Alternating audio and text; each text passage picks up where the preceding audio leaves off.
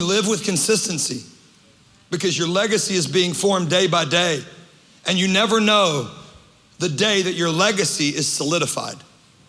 I was at a New Orleans Saints game a few years ago. I'm a Saints fan. I've been a Saints fan since before they were good.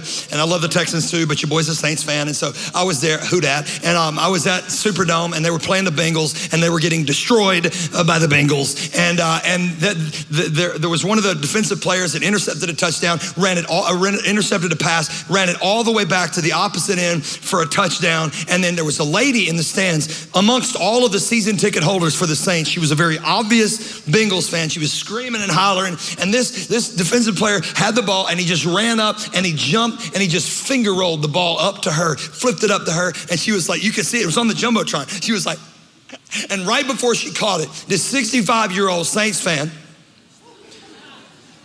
moved in front of her. It was like slow motion. Like he moved in front of her, and as he was intercepting the ball that was meant for her, his elbow clipped her chin, knocked her head back. He grabbed the ball, sat down, and held onto it like this.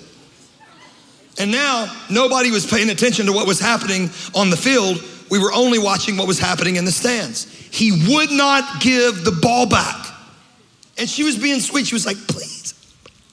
So on the Jumbotron, it was so bad that the entire Superdome is chanting, give her the ball, give her the ball.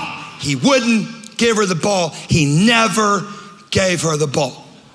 The New Orleans Saints organization sent a guy. He walks out in a suit and he has a game ball from the Saints and he gives her the game ball and the place cheers and boos the other guy. Boo. Literally, they focused in on him on the Jumbotron and everybody boo.